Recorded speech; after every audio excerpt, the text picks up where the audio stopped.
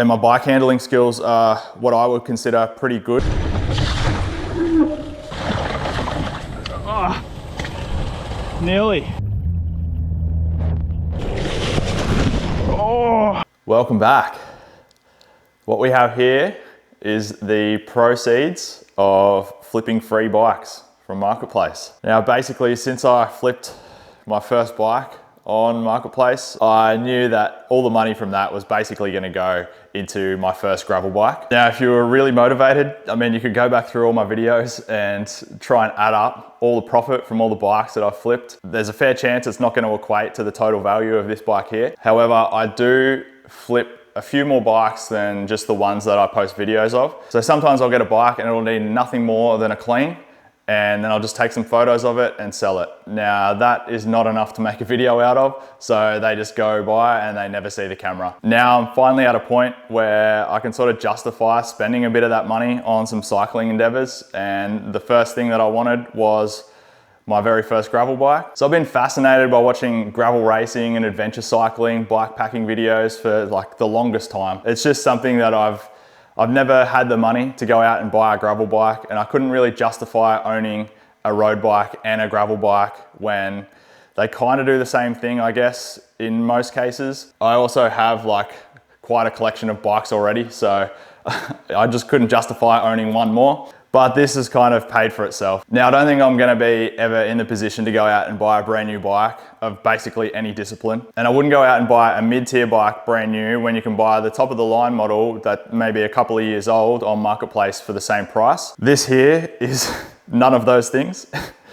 It is not new, and it is definitely not top of the line, but it will do the job, and I think it'll do it well. Now, I'm not gonna lie, this was for sale for a really long time, and I wasn't that convinced on it. I've owned an orange bike in the past, and I'm not a massive fan of the color, or at least I wasn't. This is actually starting to grow on me. It's a metallic orange, and the other orange bike that I had was actually just like a solid orange. So this is much nicer, and I can definitely see myself living with this color. Also, the geometry looked a little bit odd in the photos, and I'd never seen one of these in person before. So the slanted top tube just, I don't know, it didn't look right in the photos. He had it listed as a large, but it took some real digging in the geometry charts to try and figure out whether it was actually gonna fit me or not. I was completely sold on buying a Norco Search. I was just sitting and waiting and refreshing Marketplace, waiting for the right size to pop up. And while a Norco Search it never popped up, the price of this just kept going down. So I handed over my hard-earned cash, and here it is, my Merida Silex 200. Now, this is a very entry-level bike. However, it does have a few good points about it. It does have nice wide flared bars on it. The geometry is actually really nice. Also, there's heaps of mounting points on the bike. We've got mounting points on the forks, 2 bottle cage mounts, and there's mounting points underneath the down tube. Also, having a look around online, there wasn't many entry-level options that were spec'd with through axle wheels. So a lot of the entry-level bikes that you get will still have a quick release axle through them. And this is one of the few that I found that actually had a bolt-in through axle. So that was sort of a minimum requirement for me buying a bike. That way I knew that I could sort of future-proof myself with wheel sets if these ones weren't any good.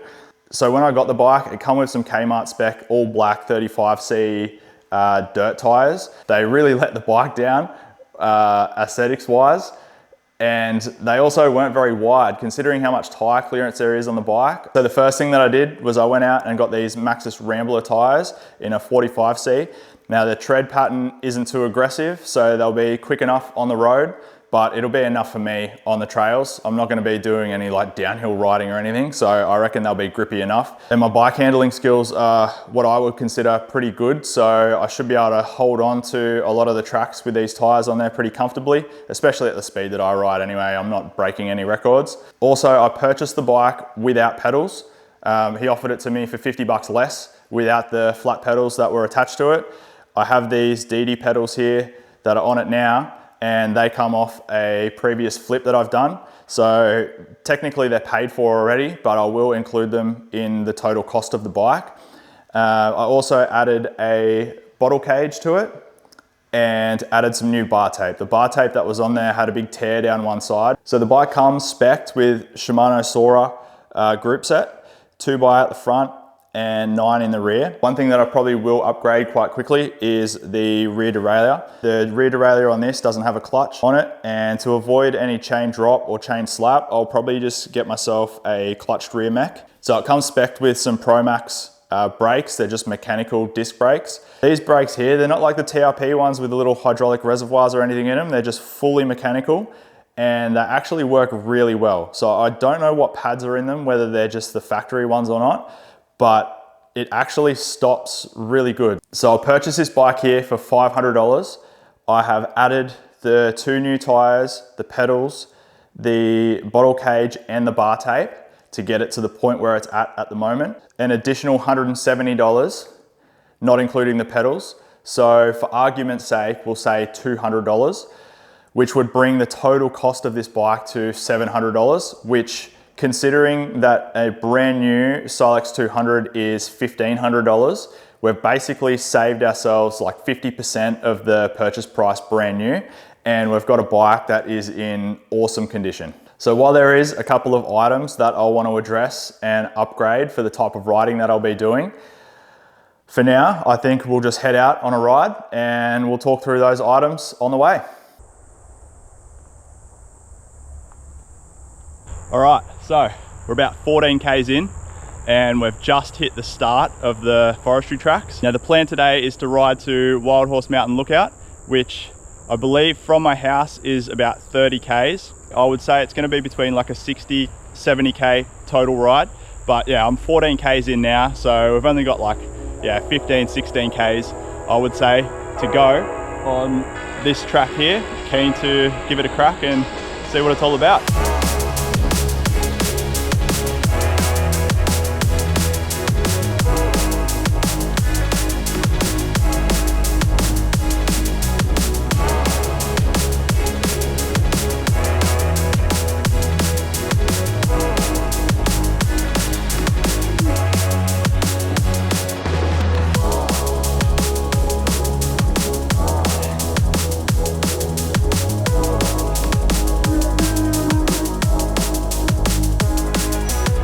We have had quite a bit of rain lately, and it obviously doesn't dry that quick out here because there is puddles everywhere and the sand is super soft. So it's going to be like really fun to ride. However, with my cockiness, I got on and just went flat out straight away, hit a huge puddle, and now it looks like I've shat myself already. So yeah, good times. But you can see just behind me, that's the Bruce Highway. So most of the track, I believe, just sort of cruises down alongside it.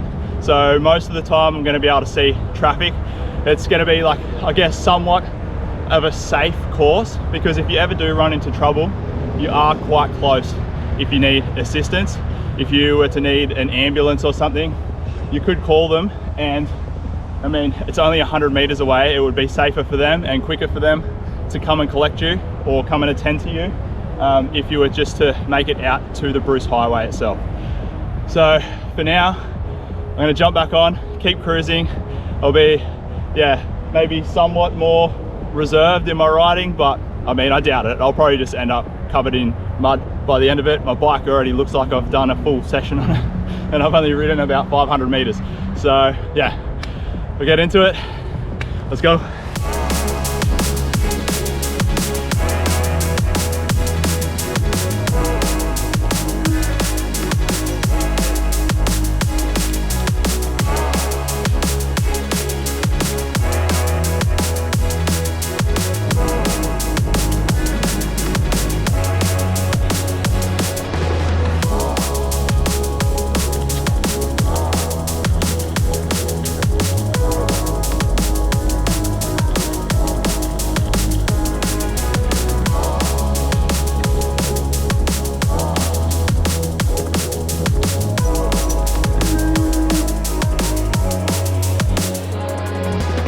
So this bit's kind of concerning.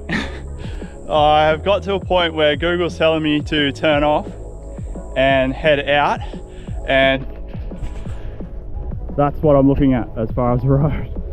So 100%, there was definitely a road there at some stage, but it's not there anymore. So I'm gonna backtrack because there was a road that continued along the side of the Bruce Highway, whereas this is about 150 meters back. So I'll go back to there and I might just sit along there because I know that from driving the Bruce Highway all the time, there is like a gravel path that basically runs the whole way along the whole time. So I could probably just sort of follow my nose and get to where I need to go. So yeah, I'm gonna backtrack a little bit and then keep cruising. This is the first track that doesn't have like a dry ridge around the edge, or not a real one anyway. So wish me luck.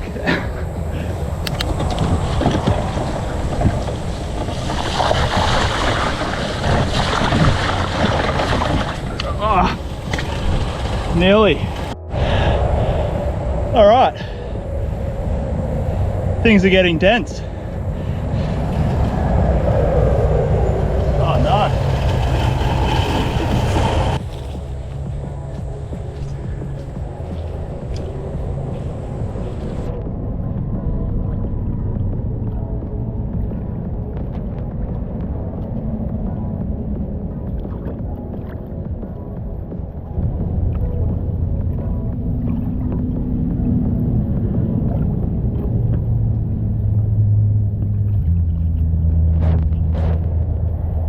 Oh no. Things are not looking good.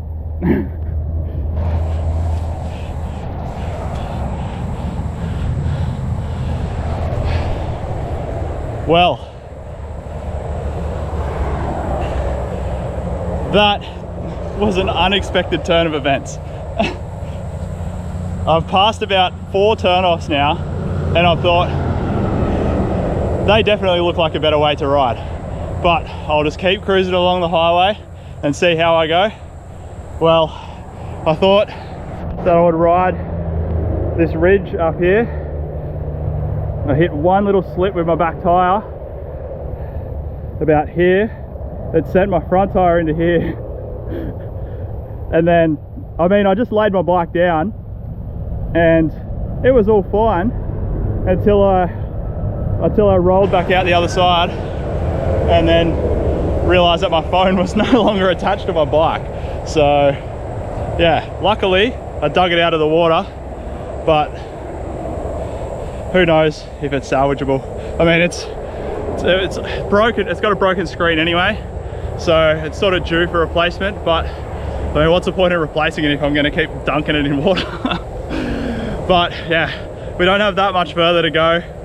I might go back, find a better way to ride, because I don't really want to ride through that. And yeah, we'll keep feeling our way through. But hopefully I don't get lost, because now, I mean, my phone's still on, but it's not like an old phone where you can just pull the battery out of it and blow it dry. I think there's only a matter of time before it turns itself off. It'll definitely have water in it. So yeah, we'll see how we go.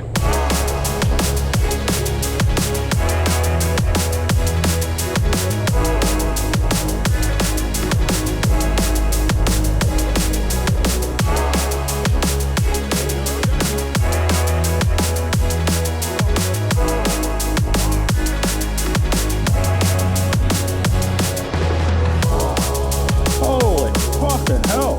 Wowee.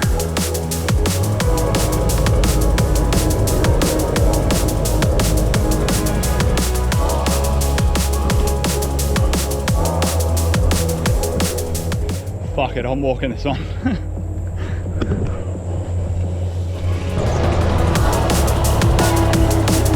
Oh, this looks more like it.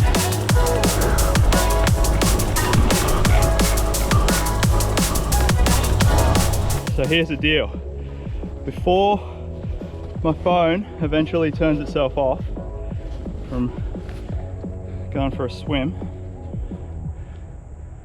I'll quickly jump on maps, see where I'm at. So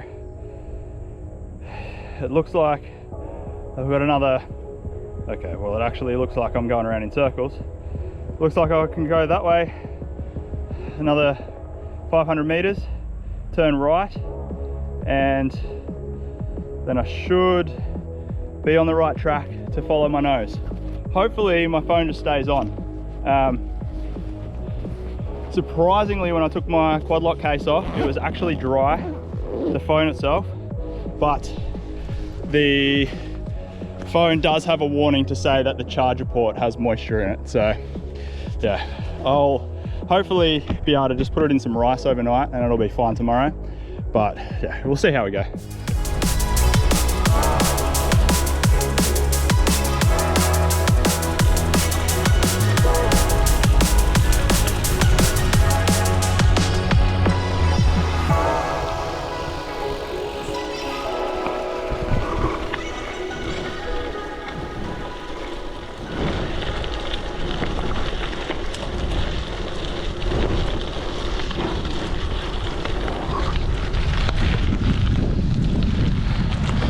I've definitely been given a bum steer by maps here, because these roads are like, these are actual fucking roads. And maps was trying to take me down paths that no longer existed. So yeah, hopefully, at least until I get there, the trail's like this, because it's taking a little bit longer than I thought it would. I mean, so far I've been out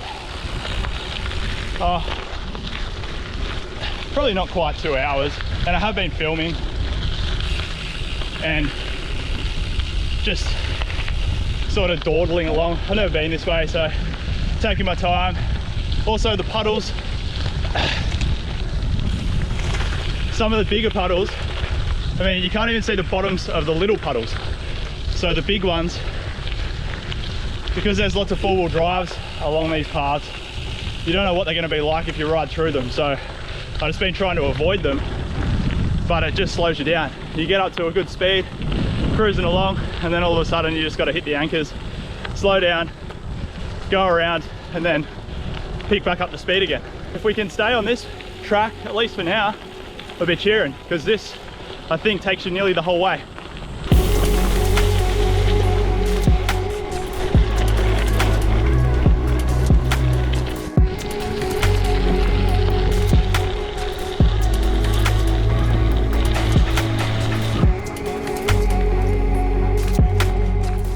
Well, that actually come around quicker than expected. I got out onto that trail, and within a couple of Ks, I was on the entry to the lookout. So now I think the lookout is like basically just around the corner, and then there's a pretty hectic climb from the videos that I've seen. Keep cruising, nearly there.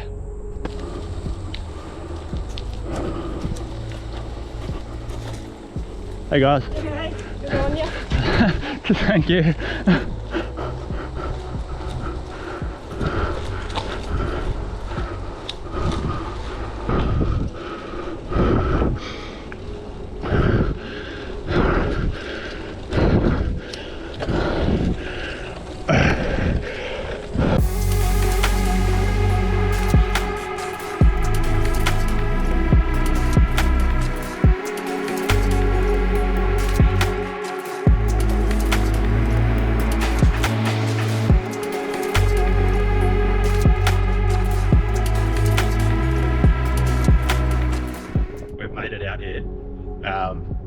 I could not make it. I could not ride up that hill. It was absolutely insane. So we've ridden basically from, I can't really see it at the back of the GoPro, but Floundra is here, and I live sort of around that area. So we've ridden from basically the horizon out to here by 50% forestry track, and yeah, and 20% of that forestry track was me in puddles. So I'm currently looking a little bit like this.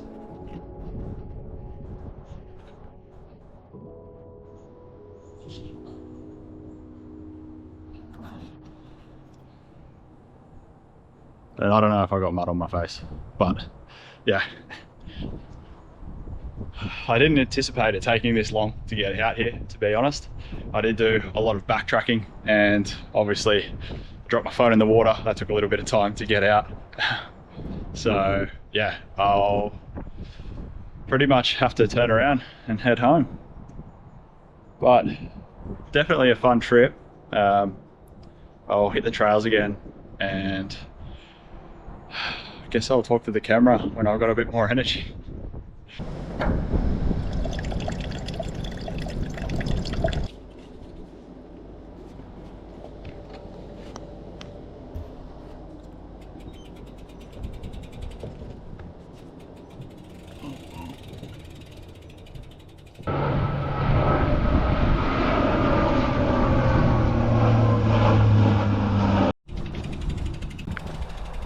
Making our way back down now, and this hill to get up is actually insanely steep. So I did manage to get all the way up on my bike. I got about 2/3 of the way and I had to call it quits because it just kept getting steeper and steeper. There was actually quite a few sort of people walking. I'm not going to risk anybody else's safety by me doing like 100 Ks down this hill. So I'm just going to enjoy the walk back down.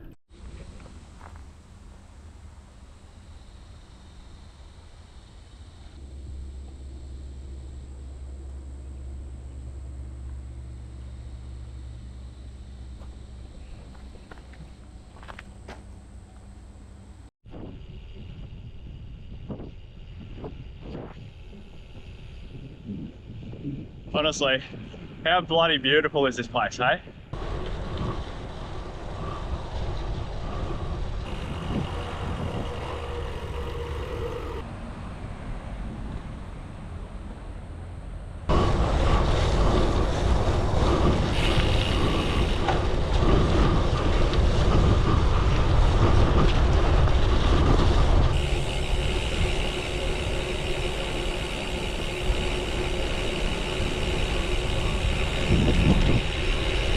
How's this for a hidden gem? I didn't know that there was going to be tar anywhere along these back roads. I thought it was just all forestry trail and gravel. So yeah, it's a cool little spot. And the road isn't that rough either. So I'm going to follow it back out and see which road it intersects with, because I might add it just into part of my road training. Now I made it out to where that road actually intersects, and it's where I thought it was, which is the road that I actually took the Falco on the other day. So I don't know how far down that road I actually am, but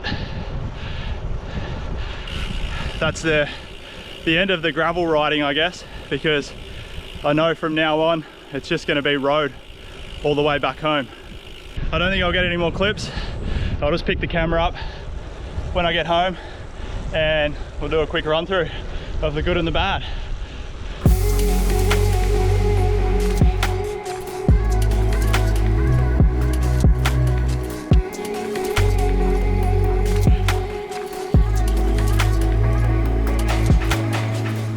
I want to see what's it can see me. And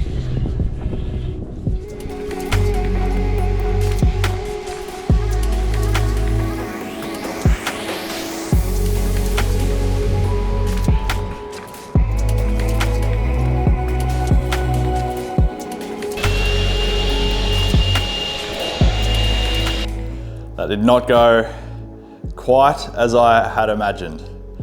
We're back now, bike's cleaned up, I'm cleaned up. Yeah, that was interesting. So while it did turn out to be an expensive lesson for me, the good of the ride far outweighed the bad. Like the good parts of it is that it's fast, it's fun, it's accessible to a lot of people. For myself, I have to ride like 15 Ks on the road, or I could just drive out there. There's heaps of parking at the start of the tracks. And then I just have endless forestry that I can ride around in. It's also super low traffic. So if you want to get into road cycling, but you don't want to ride on the road, then this would be the perfect option to try out. Also, riding on the road is sometimes a bit monotonous, especially if you're doing training. So you might ride the same roads every day, day in, day out. You might have a specific loop like I do for sprints. Whereas gravel, you have a few more options. So, I mean, you could take this out and ride it on the road. And then you have the option to just jump off-road and hit a trail, hit some single track. So one of the other big benefits to me for riding gravel is that it is super scenic. So I live probably about a 5-minute drive from the beach, and I would always prefer to go to the hinterland if I get a chance. So I would prefer to run trails, climb mountains, ride gravel now. I just prefer that side of the Sunshine Coast. So, and here you get the best of both worlds. If you want to go to the beach, we have some of the best beaches in Australia. And then if you want to go to ride the mountains, we have some of the cleanest, greenest hinterland that I've ever seen in Australia. Now, as far as the bad goes, it's mostly my personal choices that have affected this. From now on, I won't be running my phone on the quad lock mount if I'm riding gravel. I'll leave it in a bag so it's a bit more protected. So with the flat pedals, I'll be changing those out to clips. It's personal preference, and flats are really good. It's easy to dismount your bike. I feel like it's a little bit easier to throw your bike around. However, the riding that I was doing today, there was a lot of points where I'd have to slow down, speed back up. It's a lot easier to pick up speed when you're clipped in. So I think from now on, if I'm not riding jumps or anything too aggressive, I'll prefer to have clip pedals, because once I had got back out to the road at the end of my ride, I just wished that I was clipped in. I was super fatigued, and yeah, just being able to push down and not pull up was, yeah, it was a bit of a thorn in my side, especially when I got back out to the road. The headwind was super aggressive. And yeah, like I said, I was very fatigued, and that comes to the next thing, which is nutrition. So I had anticipated on being on the bike for like a maximum of about 3 hours. With filming, the fact that I fell off a couple of times, the whole phone saga, and just having to backtrack a couple of times due to maps, it ended up being like a 5-hour day, which I mean is great. However, I didn't take enough fuel with me, and that is something that I'll know definitely for next time. If I go on a 3-hour road ride, I'll take fueling with me, and when I get home, I normally still have like a gel or 2 left over that I just don't feel like I've needed. When I did this ride, I had to stop at a cafe about 10 k's from home and just get myself a sugary drink and a bottle of water, because I was just completely out of everything. And I think that just shows that gravel riding is probably a little bit more intense, and you would probably burn a few more calories. You are out of the saddle a lot more often. Where on a road bike, for me, I normally lock into a position, and you know that if you're on like a 20k stretch of road, you're just in the saddle, in the drops or on the hoods, and you're just powering through. Where with this, it's a lot of stop, start, standing up, sitting down, a lot of really short power efforts to sprint from slowing down. For that, you're gonna need to make sure that you are well fueled and that you have a lot more hydration.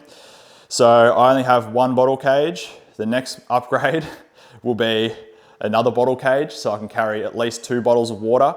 That was just a silly mistake on my behalf. I have 2 bottle cages on nearly all my bikes. Why I didn't put it on this is just, yeah, pure stupidity on my behalf, but I know now. Nothing really went wrong, and that is just, yeah, a worthwhile upgrade that I'll definitely make in the future. So I guess the biggest bad of the day is the fact that my phone is now toast. Like I said in the video, I mean, it wasn't really on its last legs. However, it did have a damaged screen. Now, it just, sometimes it'll turn on if it wants to. It's got like 3 green lines on the screen. It flashes. I left it in rice overnight to dry it out. It's good enough that I can pull some of the files off it if I need to. However, like it's an older phone, so it did have an external SD card, which had nearly everything on my phone on it anyways. So yeah, I'll be on the hunt for a new phone, which nowadays they cost more than a bike. It's actually ridiculous. So I'll probably try and get one of those off Marketplace as well. So the list of the bad so far is only choices that I have made that have affected my ride. The only thing that I could note that would be a bad or a negative in the case of comparing it to road cycling is that I think you're gonna wear through your components a lot quicker. I was only about 500 meters into my ride and my drivetrain already sounded like it was having a hard time with life. I guess if you weren't riding through areas like I rode, it probably is not going to affect your bike too much more. Maybe you would wear out your brakes a little bit quicker because there's a little bit more stop-start. But yeah, if you're going to ride trails like I rode today, I think that I'll wear through equipment a lot quicker. So as far as upgrades that I'm going to make in the near future, I will be switching out to a clutch rear mech. I only dropped the chain once, and that is when the bike actually dropped, and it jumped straight back on as soon as I picked the bike up. So it's not really an issue with chain drop, it's more just chain slap. It does have a small amount of protection on the rear chainstay here, but you can see from me riding it, it didn't have any marks in it when I first got it, and now it is completely banged up. So a clutch rear mech is going to make a massive difference there. Like I said, I'll add an additional bottle cage. So something that I may have to upgrade soon into the future is the bar tape. So when I got this bike, the bar tape was all ripped up. So I swapped it out for some foam bar tape. However, I sweat quite a lot and it actually got quite muddy and dirty yesterday. And just from that one single ride that I've done on this, it has already shown like a few signs of starting to deteriorate. So I'd say I won't have to swap it out straight away, but in the near future, I'll swap to a more hard wearing tape because yeah, to get only like a couple of rides out of bar tape is not on. I guess foam bar tape's probably not fit for purpose on a gravel bike, depending on how you ride, I guess. But yeah, I'll swap out to probably some physique tape like I have on my road bike, which is yeah, super hard wearing and still quite comfortable. And the last thing that I want to upgrade, which isn't a must, however, it will add that little extra bit of enjoyment, is a dropper post. So it seems like it will be quite easy to route a dropper post through this frame. There is access through the down tube and up into the seat tube. And with the geometry, with the slanted top tube there, it seems like there's going to be enough room to run a dropper post quite comfortably. So that will be an upgrade that I'll make. It's not necessary, especially if you're just riding a gravel bike like a road bike and you're just taking it on paths. However, I want to ride this basically as aggressive as I possibly can. So having the ability to drop my seat if I want to hit a jump or somewhat of a more aggressive trail will be, yeah, just a great little upgrade to have on my bike. But like I said, not necessary. Overall, apart from the whole phone situation, I had an amazing day out yesterday. I was cooked when I got home, but that was just from underfueling. So I think with the addition of a bag and a little bit more nutrition, not having a backpack on and being well fueled, my next ride is just going to be like 10 times better than this one. And this was already like an exceptional introduction to gravel riding for myself. So I'm super keen to ride more gravel. And I'm also super keen to ride with anyone that's on the sunny coast, whether it be road, gravel. I have a dirt jumper, so if you ride dirt jumps, if you ride skate park, anything like that, always keen to meet new riders. So yeah, if you are on the sunny coast and you want to reach out, feel free to, you can just DM me or you can even just drop it in the comments and yeah, we'll sort something out. But until the next one, by the way, I don't know whether I said this or not, but I would recommend everyone to go out and buy a gravel bike.